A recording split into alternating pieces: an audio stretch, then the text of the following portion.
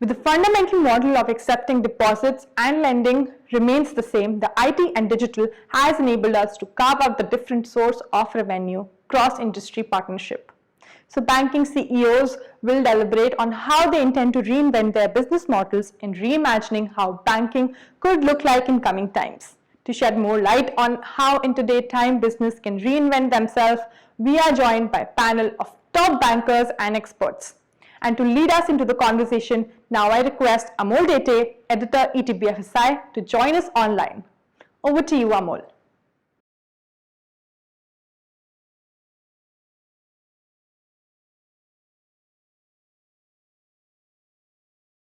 Hello and welcome to ETBFSI Converge. I have the best panels with me here, and we are going to discuss reinventing business models in a banking and specifically the BFSI sector. Before that, I would like to tell you that I'm so sure that you enjoyed the keynote address by Mr. Viral Acharya, who spoke about public credit registry and revolutionizing the credit market in India.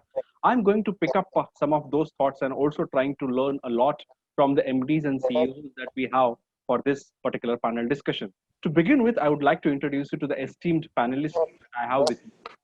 My first panelist is Mr. Arijit Basu, the MD of State Bank of India.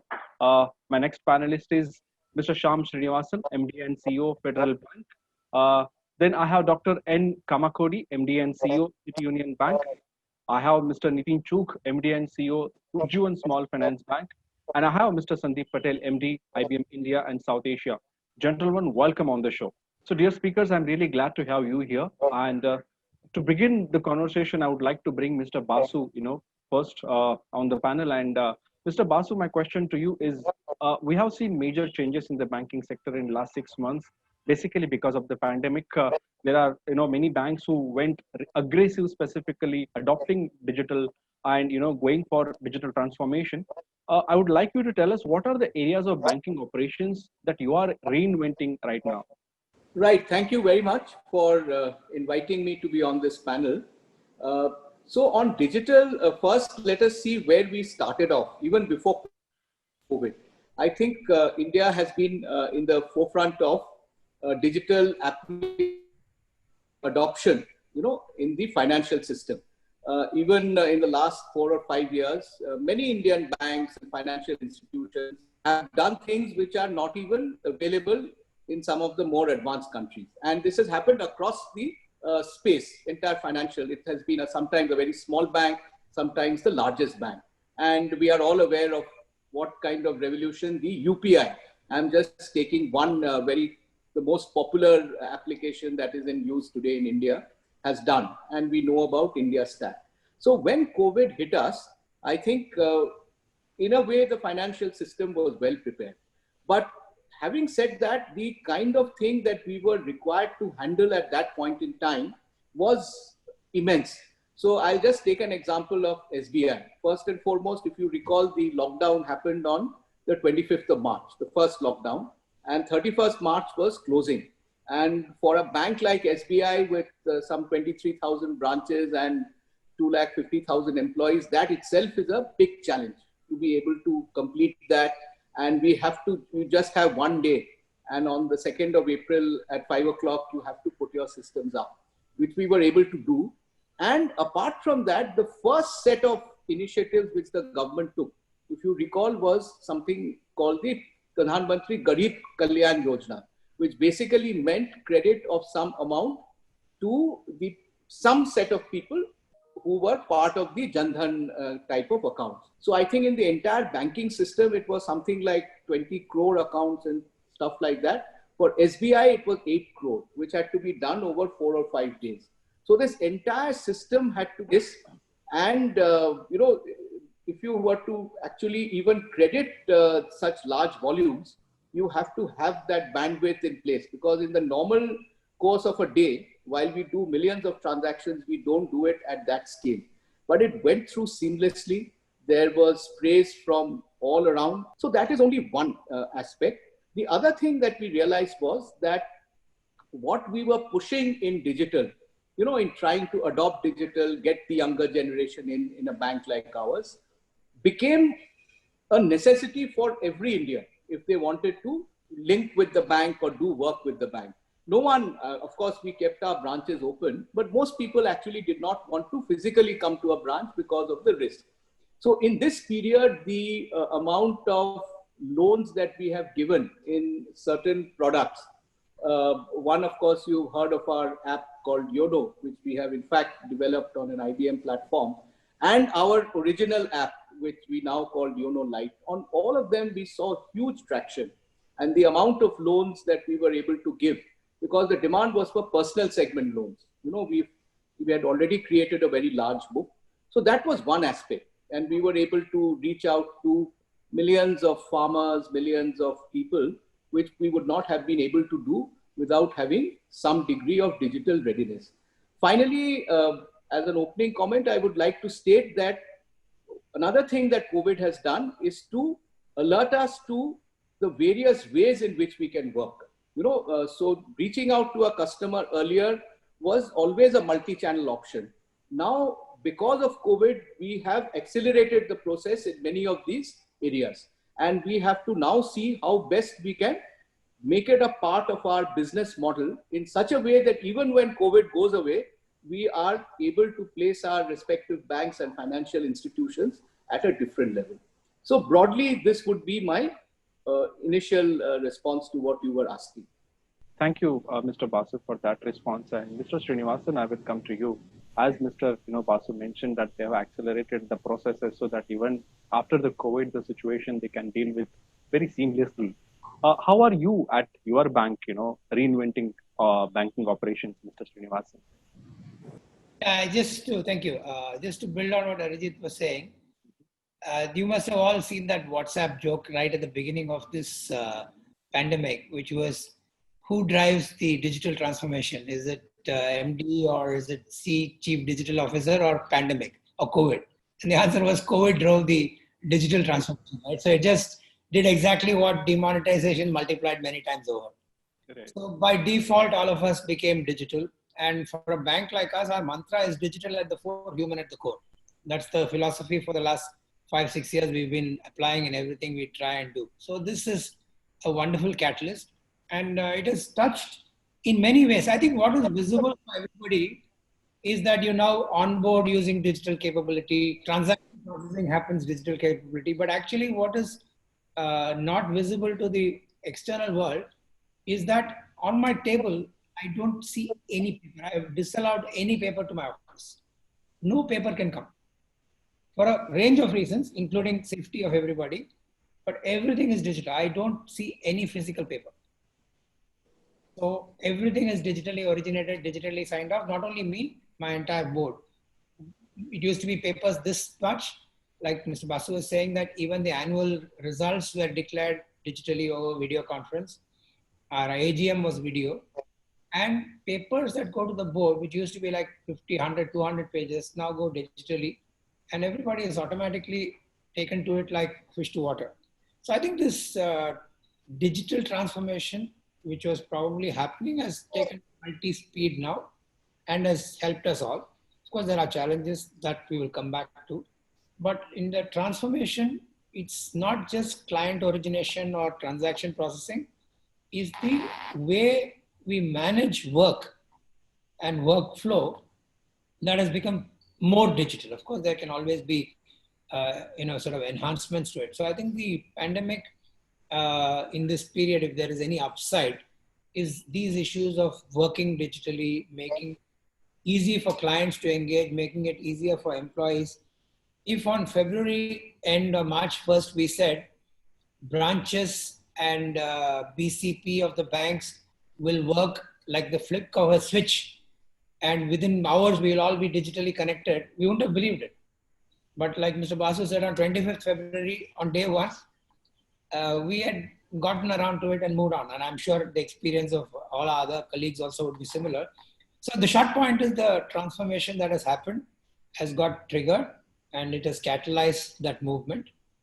And it has also told us the possibilities that we can do using technology. I'm sure my friend from IBM is like delighted at the prospects of technology influencing work, but it is true. I think it has truly helped, and I'm guessing that it'll only sort of get multiplied from here. So that's our opening comment from how it's worked. Right. Thank you, Mr. Srinivasan, for that opening comment. And yes, that COVID joke is very popular. In fact, it's at all the platforms, and everybody copied that. Yes, COVID-19 is the major, what you can say, enthusiasm or energy for the innovation for all the companies. Dr. Kamakodi, I will come to you and maybe tweak a question a bit. The question which I asked to Mr. Bhaskar and Srinivasan: how are you dealing with post-pandemic banking operations? Obviously, we have seen these challenges now, but now everybody is trying to get ready for themselves and the bank. So how are you going to get ready for yourself at bank? Thank you, Amol. And just continuing with what Mr. Arjit Basu and Mr. Shyam Srinivasan told, you have now seen a transformation, particularly the impact of digital in every aspect of the banking. Like say to start with, even the customer onboarding, the video KYC in fact came to us entire banking system only during the peak of the pandemic. Added to that, if you look into as what Mr. Shyam Srinivasan told, it is to even how the board papers and all have become digital and how entire operations have got digital, and also the amount of digital transactions that has taken place in even at the customer level and all because of the increase in the adaptation. The looks like it will become a new normal, and it has got the imagination of almost all stakeholders of the bank. Moving forward, each and every like say the small transformation or big whatever it is that has been brought out by the digital transformation pushed by the say COVID, I think it will become the new normal, and it also looks like, for example, the entire budgeting exercise of the like say with what we used to have with the branch managers and regional officers and all, which used to be like say it used to go for weeks, and all review meetings with the individual branches and regions. And then added to that, even customer interactions, and particularly when we are moving through the, like say, the process of restructuring to understand the customers, how the business and all have improved over a period of time after the unlocking and all these things which used to be like say a lot of physical activities which used to be happening and all have like say almost disappeared. And this digital meetings have in fact improved the effectiveness and the efficiency of the processes and all, which looks like this will be becoming the part and parcel of life in fact enhancing the like say the efficiency of the operations going forward. And basically, like I think we are getting into a period when there is going to be a major culmination point where there is going to be a proper mix of what Mr. Shyam Srinivasan said. You are properly mixing both the digital and also human values put together to get the best out of the like say each and every member in the banking fraternity. I think this is going to have a very long-standing or like say impact in taking this forward, giving a lot of positive results for all banks going forward. Thank you, Dr. Kamakodi. And now I will, take your views, Mr. Chugh. You being a small bank, obviously the small bank had a benefit of going for an advanced technology when you people launched the banks. Obviously, you unlocked the digital, very aggressively when you were launching the bank. What are the major challenges are you seeing right now? Because people were going digital very aggressively with the small and the payment banks. So how are you seeing the challenges specifically in the digital transformation at your bank? I don't think we are seeing challenges which are any different from what the rest of the industry might be seeing, because we are a relatively new bank, a small finance bank. But I think this time was clearly a very good opportunity for us to fast track a lot of things that we would have otherwise probably taken up during the year. So for example, we had started working on our API framework along with IBM sometime last year. So our APIs went live during the pandemic, right? And because they went live during the pandemic, we were able to start having conversations with a lot of partners and fintechs, right? Now that seems like a very, very good opportunity for us to scale up. That's for number one. Number two, we also saw a clear opportunity to transform the business model itself, okay? So the product lines can remain the same, the business can remain the same. Yes, we have a chance to some new product lines also. But a bulk of our customers are in microfinance, right? And there the whole operations are based on field movement, field collection, field interaction.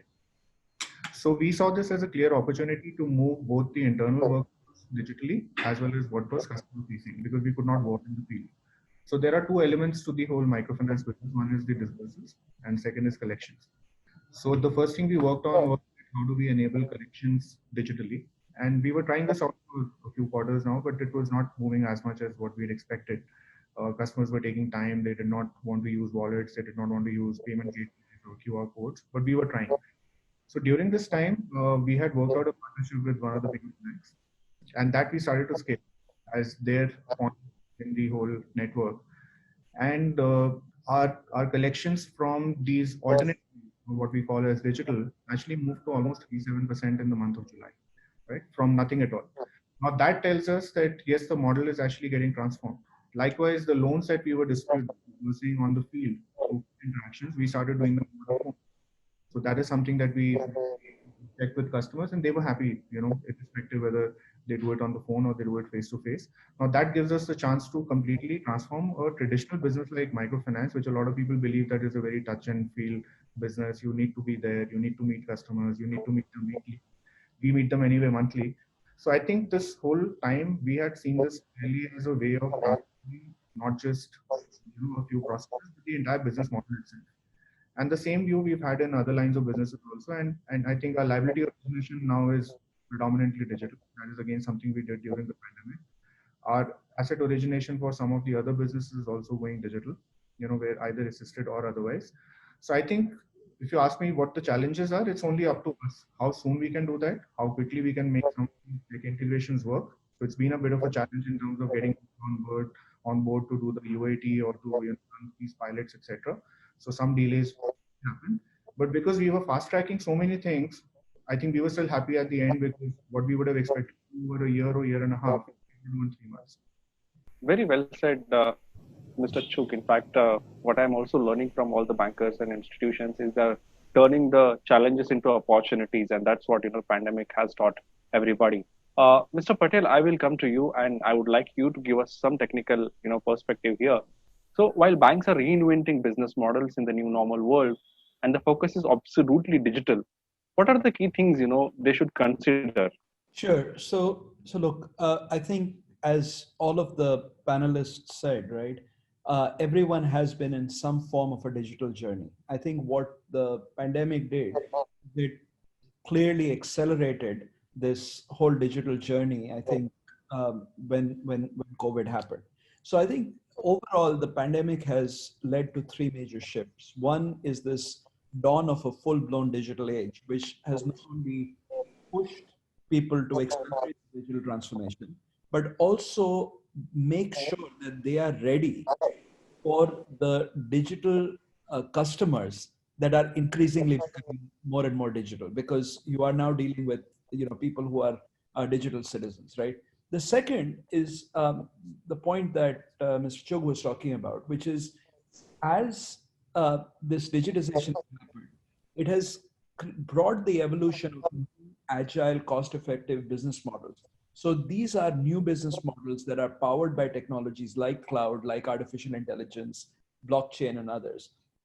And for organizations who take advantage of that, I think it's helping them get to both more agility in terms of how they are operating, but also efficiencies and better connectivity with the ecosystem.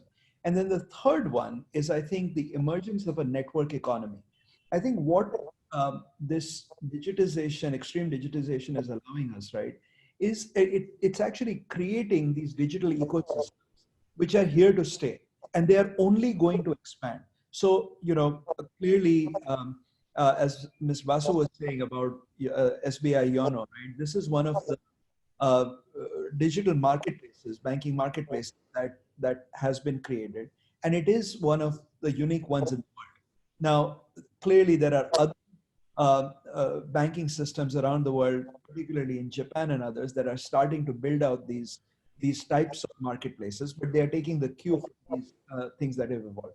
In the corporate banking space, for example, last year we worked with iQuipo, through Share Financial, to create a digital co-lending platform, which multiple banks are participating in for digitizing and enabling, faster co-lending capabilities. Currently, we are also working with Bank of Baroda to create a platform for which is called Kisan Agri Digital Platform, which is a one-stop shop for all the agricultural requirements, for example. So these are models of digital platforms that are being created. So I think one of the things to think about for the industry, right, and we are seeing this around the world actually, is it is not only allowing different business models, but because of this digital network economy that is starting to build out, it is providing the opportunity for the industry to build some of these platforms that can be built once and can be a shared utility of sorts across the banking network. One of the things that we have launched, and we haven't quite established this in India as yet, but with Bank of America, we have just launched, the announcement of a regulatorily compliant public cloud, which multiple banks will be participating in, joining to make sure that some of the regulatory requirements that that all the banks have to do. So things which are now more of a utility that the industry can come together and digitize to actually get the benefit of it. So these are some of the things to think about, because digitization is one, efficiencies is another. I think creation of some of these new network platforms is a third one, which provides the opportunity. And the fourth one is creating platforms that can actually benefit the industry as a whole, and that can allow you to sort of get into new revenue pools and efficiencies. Thanks for that remarks, Mr. Patel, and giving us a whole perspective about how the cloud and the global banks are coming up with new technologies, and the new solutions also are better for the banks. Thank you so much, Mr. Patel. And moving ahead, Mr. Basu, I will come to you again, and I would like you to give me an outlook specifically on the credit, because we are seeing a lot of challenges right now with the credit market. The credit growth is down. Obviously, GDP numbers are also not in favor, and the borrowers are also far away from what we had before COVID-19. Considering this situation, what are the major changes or the transformation that we can see in a credit market? Do you think that the bankers will use more of a digital? Do you think the bankers will use more of an innovative ideas for credit, maybe cash flow lending or something like that? Right. So it's a very good question. But before we come to what impact COVID will have, I think the credit market or the way banks lend depends on what is the stage of the economy and how the economy is doing, both globally and in the local economy that you are operating. And if you look at the Indian context, everyone knows what are the challenges that the entire Indian economy and the banking system has gone through due to a variety of reasons. That is topic for another debate, but it is fairly well known.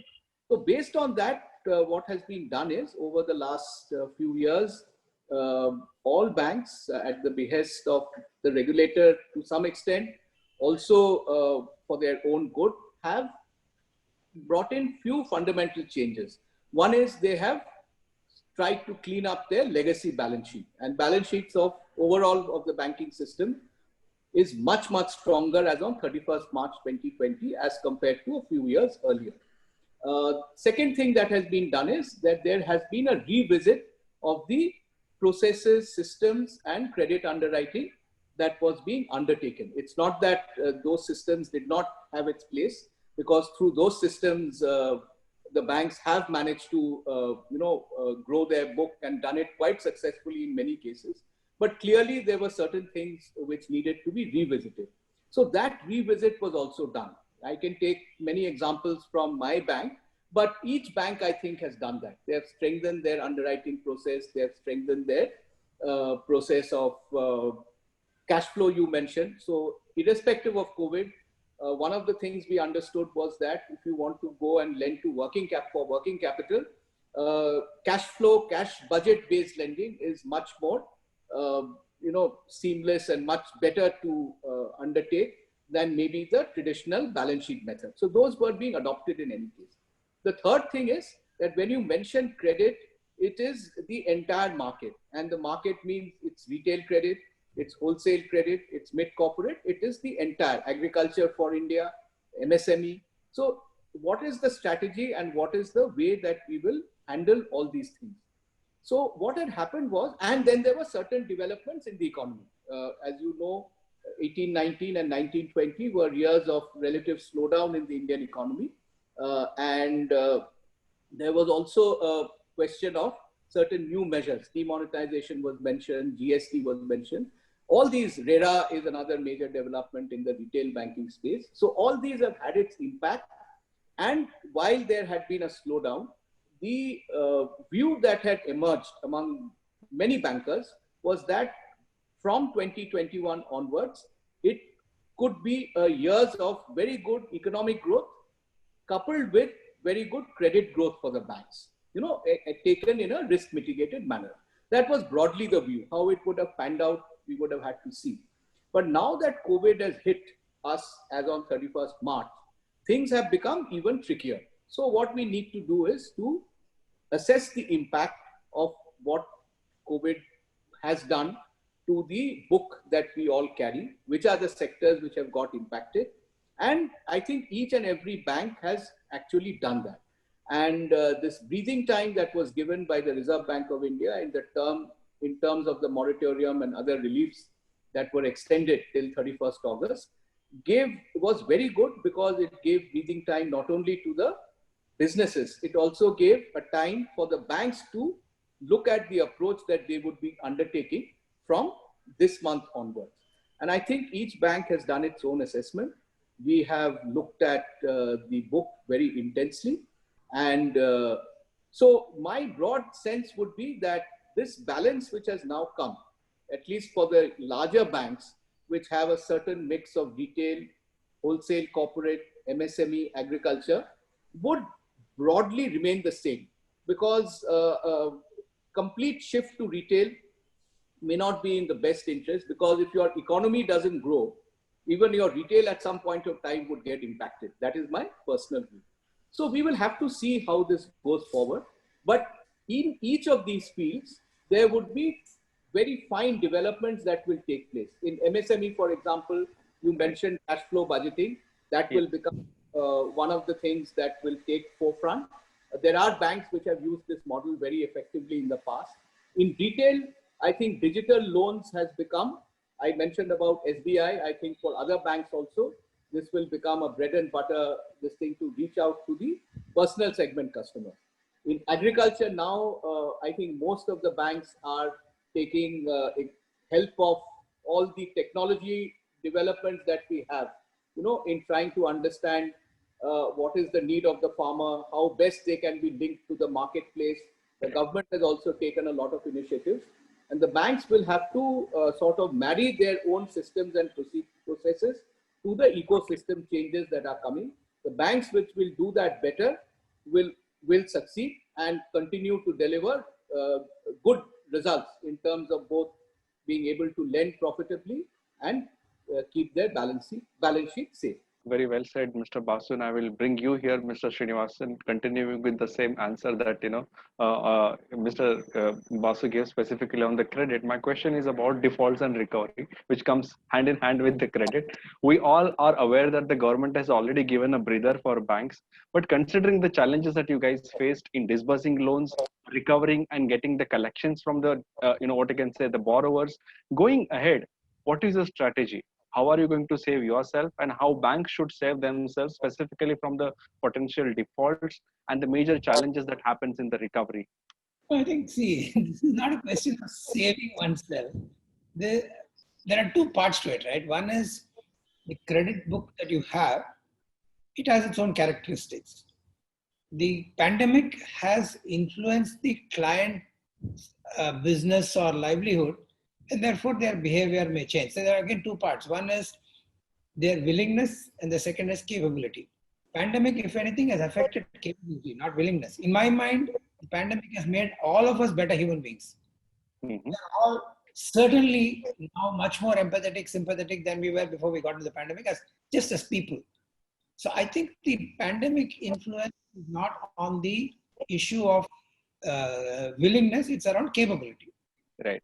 Regulators and the government have come in with a lot of initiatives to help mitigate the fact that their livelihoods are impacted.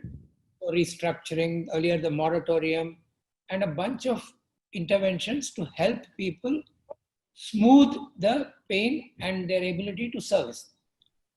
Now, as banks, naturally our interest is to collect our outstandings and keep the engine running because we have to pay our depositors. So it's not a one side of the story, right? So therefore, there's a lot of conversation, there's a lot of engagement. Of course, the moratorium got over 2 days back. Again, the courts have ruled differently. So there is some certain degree of flux at this point in time. But before long, that will get sorted out. And then the banks have to work very closely with our clients, whether it's a corporate client or a retail client or an agriculture or a farmer or a gold loan customer, on how the client intends to pay.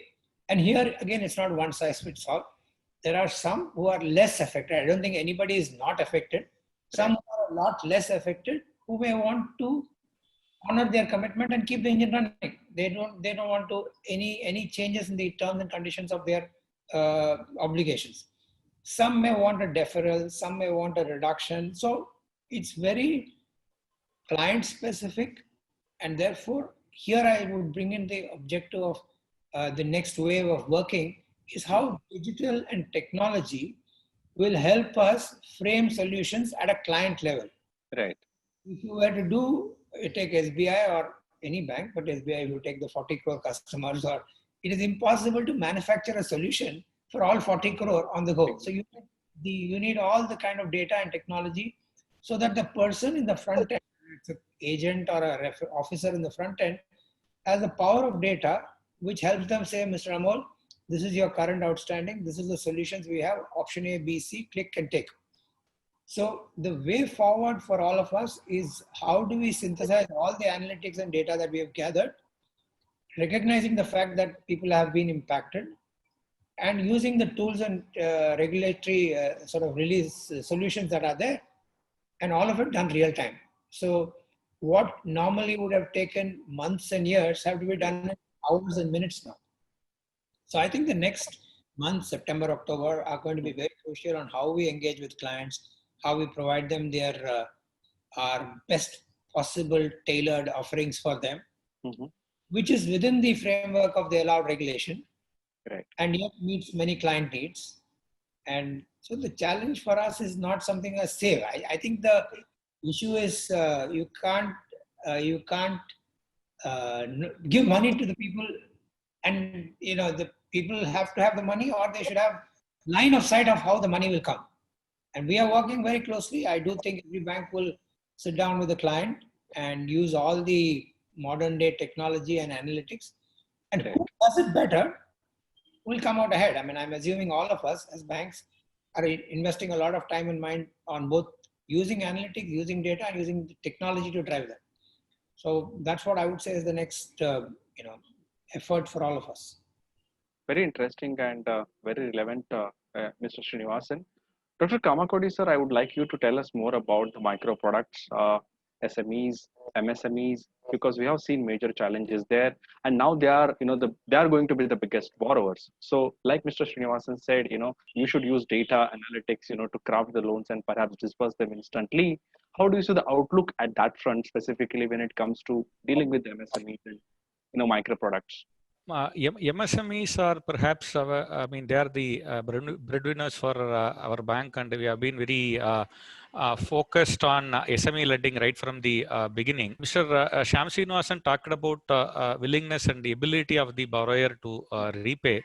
In that, if you look into the SMEs have a proven track record of their willingness to repay the past. At the same time, they also have their own challenges. In fact, particularly after the pandemic, you had a period when they had close to, say, a few months when absolutely there was no activity going on. The lockdowns, in fact, the first impact actually came heavily on SMEs to start with.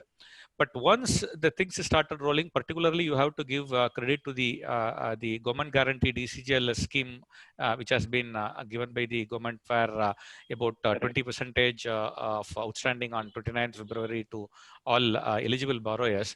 It had in fact helped the entire thing to roll quicker and made many to come back and probably to have their head above the water. In fact, if you look into that particular scheme, in fact, was it originally looked like a one side which fits for all. But the way we had to work out with like using the IT, identifying of their account, how to identify whether they have fulfilled the conditions and all. You also need to work with the credit rating agencies for other things and all. A lot of, like say, you had to process reams and reams of data. Even though it looks like a single block, you cannot have a single solution which fits for everyone. At the same time, the information technology helped all the banks within that stipulated time frame to give, like say, a solution which by and large touch each and every SME borrower and small borrowers to a greater extent. In fact, when you see currently the total number of transactions and activity level comes almost at an average to 80 to 85% of the pre-COVID level. You have to both thank that particular scheme and also the support of IT to technology to process a large volume of data and take it to the final distribution and last mile connectivity, which has helped the banking system to a greater extent. And the bouncing back of economy to whatever we have. In fact, many of us, we expected we will be where we are today only closer to November, December, but this particular thing has in fact preponed the bouncing back of activities by almost 2-3 months ahead of whatever we were thinking. Okay, thank you, Dr. Kamakodi. Mr. Chog, my question to you is about the APIs. Sometime back you mentioned about that, and I can see that globally, in fact, banks have opened their APIs for the fintechs and the big techs. When you specifically talking about the APIs and when you see the large market, specifically in rural India, what kind of partnerships you have with these new players, maybe e-commerce players like Flipkart, Amazon, or even fintech players, to reach out to more masses? And do you think that this can be one of the best way in terms of, reaching out to more people and, providing them a banking service? Yes, of course, Amol. I don't want to get into names, but APIs are likely to help a bank like us forge partnerships into all domains. Okay, so we are talking to people who specialize in the agri on the side. We are talking to people who specialize on the MSE side. We are talking to people who are in the businesses like personal loans or any kind of other lending.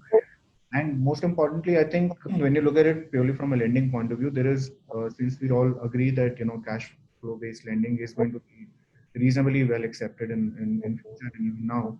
This is the most logical way to go about that, because all the data is not going to be with the bank, and when you're going to be dealing with new sets of customers which come through a partnership, and there is an API integration, how seamless the whole integration is and how quickly the data can come, how quickly it can get ingested, how quickly it can get analyzed, and then the underwriting can happen is really going to be the. So from our point of view, we clearly look at it as a good way to scale up in a meaningful manner in the segments that we would like to operate. And maybe it will also open up new markets for us. So again, without getting into any specific names, I think the opportunities are all around us. It's just that the tech has to be made to work in a manner that it suits your own credit appetite, your risk framework, and the ability to be able to go and serve that market in a meaningful manner. Mr. Patel, my again question is specifically about the future technologies. Since banks are planning to think about new wave of technology now and disrupting the market with new technologies, what are the future technologies that you think bank can use or bank are using right now, and why it is important to have a aggressive digital transformation for the betterment of the customer service? Specifically, let me touch on your second question first, which is customer service, right?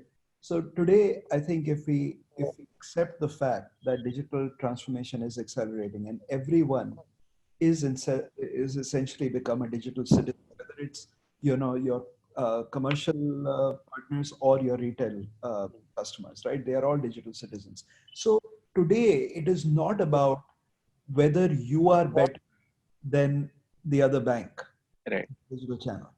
It is about whether or not you are providing an experience and a service that is better than the last best experience they got online, right? So the competitive landscape has in fact changed, right? And it is actually enabling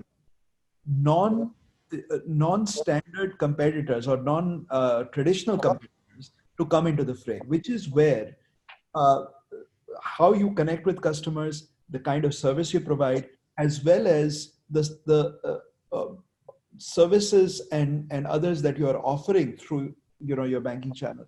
That I think changes significantly. So in that context, clearly data and analytics, many of the other panelists talked about, I think using data and analytics in much more robust manner with artificial intelligence technologies, which are available today, I think in a much more open space, as well as machine learning, those will be the game changer to both build deeper and stronger relationships and also help with a layer of personalization, which is really going to be important, whether you're dealing with retail banking or commercial banking.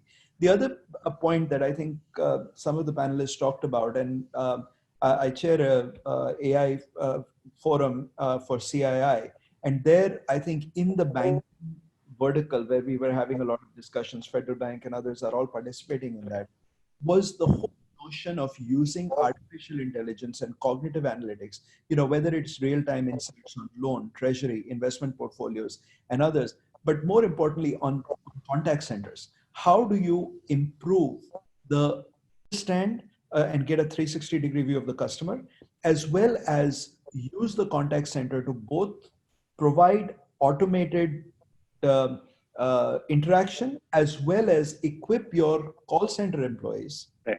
augment their intelligence and their ability to interact a lot more effectively with customers. I think that becomes really important. The other area Right. which is becoming more and more relevant, I think, and now very accessible, is technologies like API that Mr. Chok talked about. Automation at scale. I think driving automation at scale to enable faster actions and decisions and better outcomes, and driving it all through intelligent automation, that can be very useful to actually create the platforms that I discussed earlier as well. Thank you. Thank you, Mr. Patel. We are running a bit short of time, but I will take one important question with all of you, and we'll start with you again, Mr. Basu. Since we spoke about intelligent automation and whole world specifically, at least in financial sector, is talking about automation. Mr. Basu, if you could tell me, because you are the largest bank in the country, what part of banking operations will go on automation, and what will be the major changes into automation specifically into banking? Why I'm asking this question is because recently a banker, a global banker said that I'm not hiring a bankers anymore, but hiring an engineers. So which seems that, they will have more, automated functions going ahead in the banking. So your views, Mr. Basu. Yeah, that's absolutely true. Even today, the entire banking process is virtually automated. It is only the degree of automation that is in question, and how much you can use, as Mr. Patel was saying just before me, or all the others, of all the new technologies which are emerging, and some of them will emerge in the future. Whether it is use of AI, ML, blockchain, going into the hybrid cloud and doing your analytics, tying up with fintechs. These are no longer things which any organization can. You talked about application APIs and how you enable platforms and open networks. It is no longer a question of being able to consider whether we should adopt or not. It is how you tailor it in the most effective manner to offer the best service or experience to the customer, whichever customer you want to serve from your bank, and you have to serve that. If you don't do it, you will just be left behind. And because technology changes and new technology emerges very fast, you cannot, by the time you adopt whatever is now available, you will have something new which will come in, and the bank has to be ready to be able to go to that level. So what you need in the bank is virtually two things. At any point in time, I think this is true for any organization, you need to have a set of people who are constantly innovating and pushing. And at the same time, you cannot stop your execution from the existing channels that you have. So in a parallel way, any organization, and especially a bank, will have to do both these things in parallel, keep on investing. Because of COVID, many organizations are talking of cost cutting, right? But to my mind, I think it is cost cutting only when it is genuinely effective. But to my mind, in some of the cases, you need to invest even more. And I think the investments will all happen in processes which are technology driven and digital. And that will be the case for all banks. But you need to have a very clear business model as to why you are doing it. It cannot be without any understanding of what you want to achieve as a financial institution or as a bank, and just go on, tying up with fintechs or doing this and that without a clear vision in mind. It has to be with a purpose. Right. You have to have that open mindset without, absolutely. Very well said, Mr. Basu. Mr. Srinivasan, obviously automation, transformation, digitalization is very, very crucial, and most of the banks in India are doing it at a high level. But my question to you is, to make most of digital, the banks also needs to have everything in place. So for example, your analytics can be used only when your data is well in place. Automation can be done when you have a right culture in your bank. How the Indian banks can, ensure that the digital culture is been adopted very nicely at the bank, how the data is in place, because how the Indian banks can deal with such challenges? I think it's not like how it can, it is already dealing with it. When today, we should not minimize the level of transformation that has happened, partly by design, partly by the events that have happened recently. We're all in the thick of it. It's no longer a luxury. Okay. Right? If I had told you 6 months back, Amol, we'll do a panel on Zoom, we would not have known the word Zoom that time, and we would have all agreed to come to Mumbai on a particular day, take a flight, come drive down to Taj in Nariman Point. Now we're doing the click of a button, right? So I think it has happened. It is not something that the horse is bolted. Having said that, I think for example, we launched something called Fed Recruit. Right.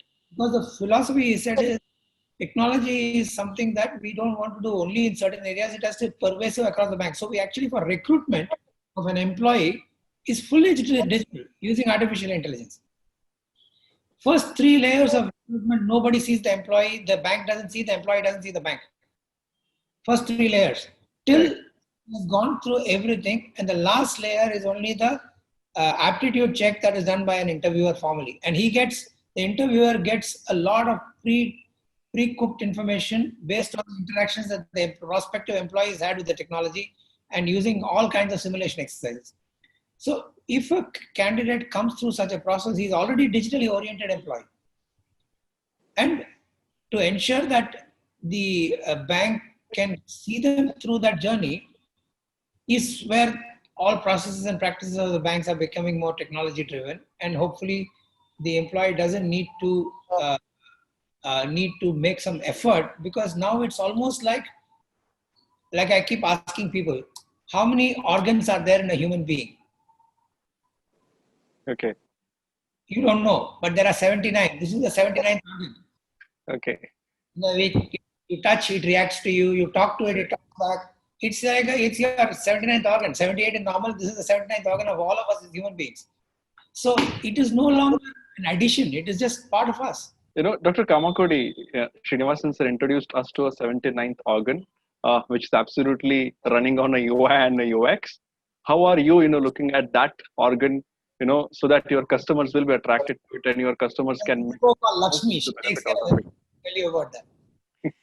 Yeah, just adding to what Shyam sir said, virtually, if you look from the angle of transactions, Right.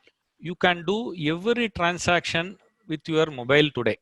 Like say, starting from opening of account to making all your transactions, even to some extent getting your loan against your deposits, your cash transfers, money, anything you look from the angle of a normal customer when he wants to go for a banking transaction today, except probably operating the locker.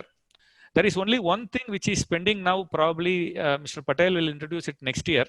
What is remaining is that, like say, your technology has to just give out what you are thinking in your mind. If the like say, I feel that I need to transfer, like say, if Mr. Shyam thinks that from his account he wants to transfer 1 crore rupees to my account, automatically his account should get debited and money should come to me. This is the only thing which is left at this point of time. Perhaps Mr. Patel will be coming out with this solution soon. Only problem if I think 1 crore it'll bounce, Kamakodi. I know, sir. So this is the to this extent now things are, particularly the way the artificial intelligence or the way the data analytics are have transformed over a period of time. You Right. are not like say it is not going to be long before you to see this type of thing. Only there are certain hiccups, like say the how will you handle cash and all, like say when before demonetization and all, people started telling that India is such a vast country with diverse people, digitization of the cash and all cannot happen. The cash, yeah, the cash will be there, but the proportion of the cash has come down to a greater extent. But Right. this to level of seamless transactions are bound to happen, and sooner than later, like say you will be having technology where to that extent the data are being captured at various places, like how the tax authorities are able to find out from catching points from various level and send notices and all from points, like say the core banking systems or some system will understand what an individual customer is thinking in his mind. Perhaps it may even reach what he is going to think tomorrow. To this extent, the data availability, the integration, and the artificial intelligence and things are going now fast. So we will be seeing all these things before we retire. This is what I think at this point of time. Very, very interesting, Dr. Kamakodi. By any chance, if you receive the one 1 crore rupees in your account, do let us know. We would like to publish that story. Okay. Mr. Chugh, I will come to you and, specifically, try to take your perspective on the virtual banking or the branchless banking. In the pandemic, many bankers also realized that maybe you don't need that much staff at the bank. You don't need a lot of people at the banking. So going ahead, will this also be a flow or the phenomena for your bank as well, specifically, for small banks, that, there will be less people working, there will be absolutely virtual environment going ahead? I don't think that's a realization that's come only now. It's a realization for a long time that you don't need large branches, you don't need too many people in the branches, and that journey the banks have been on. We are a relatively new bank, started that way only, so we never overstaffed our branches. Our branches are fairly, minimally staffed up to the extent of the customers that we want to serve. And I think it's a evolution, and we have to give it time. There will be a time, and we've seen this with some of the larger banks where customers just don't go to the branches at all anymore. Across the world, people have not been to their branches in years now. In India, it's common to hear that in months, but it's pretty acceptable right now. So I think we need to give that time depending on which segment the customer comes from. There are still segments of customers who prefer to come to branches, which is absolutely all right. And yet there are customers who are now starting to wean away from branches, and there are customers who never wanted to come to the branch in the first place. And if you're catering to all of them, as a bank, you need to be prepared the way the customers expect to be served, rather than imposing on the customer saying that, I have people in the branch and I can't take more than 10 people a day. You can't do that. As a bank, you can't do that. So, but I think it's a gradual journey, and eventually I think all of us will strike that balance between how many customers should come to the branch and how many should not or will not. Okay. Thank you, Mr. Chugh, for that quick answer. And Mr. Patel, my, specifically last question to you and this, format of digital transformation and reinventing business models. If you could tell me more on, when every bank is going for digital transformation and adopting new technologies, what are the potential or the major challenges that you see while adopting digital at the banking level? I think the more than challenges, I will talk about things that I think are becoming more relevant in the industry, which people need to think about, right? So the first one is the migration to the cloud, because I think as organizations, and I think there was a lot of discussion around legacy platforms and how do you reinvent yourselves. Clearly, as Mr. Chugh said, as a new bank, right? They have sort of moved down the API model. They are already, in cloud native environments and so on.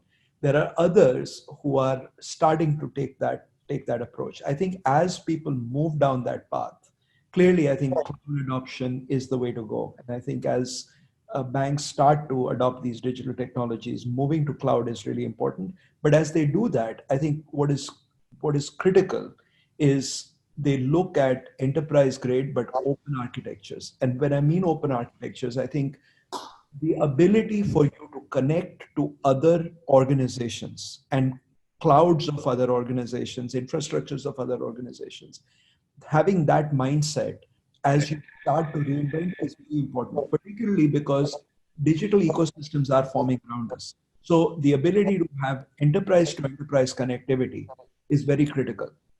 And I think we are seeing this even in global markets where, I've had a lot of work in insurance where you get into insurance models. And as you get into managing sort of complex multi-country, multi-party insurance transactions and so on, using technologies like blockchain and others actually help you start to digitize the supply chain. And the only way you are able to do that is to make sure that you are able to connect to those digital infrastructures of all of those different organizations, regulators, and so on and so forth. So the whole notion of enterprise grade open secure cloud is, I think, very, very critical. The second one I would say is security. And I think everyone, I think one of the things that COVID has taught us, I think it's not just banks, it's all organizations across the board, is ensuring that we have enterprise grade security across our entire infrastructure.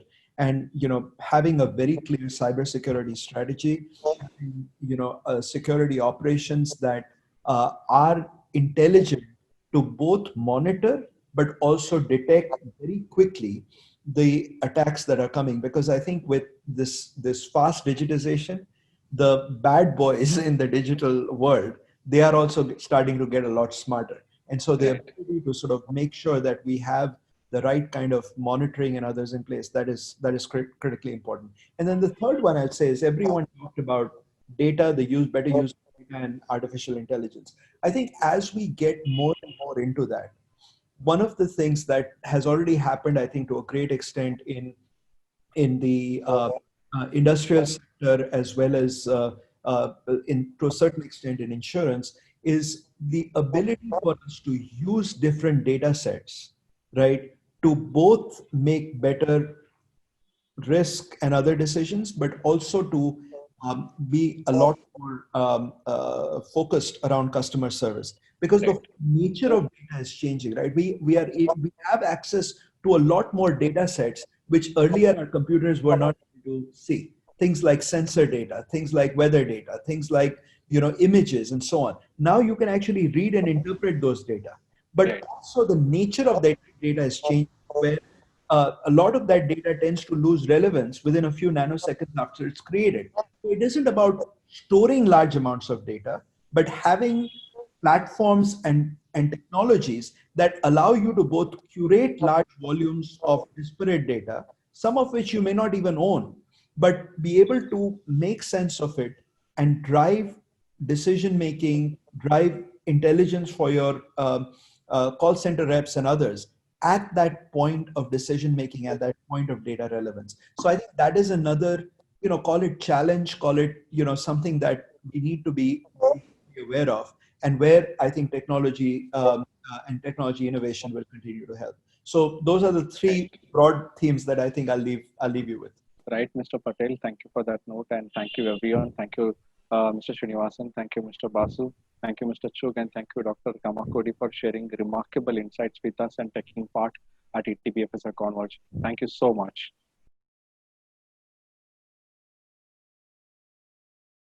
Thank you, gentlemen, for such a unique perspective to the conversation. Now, I would like to bring to your notice that the exhibition booth at the expo area are definitely worth a visit. So make sure that you check out the Dell booth to know more about reinventing business models. So stay with us for the next session.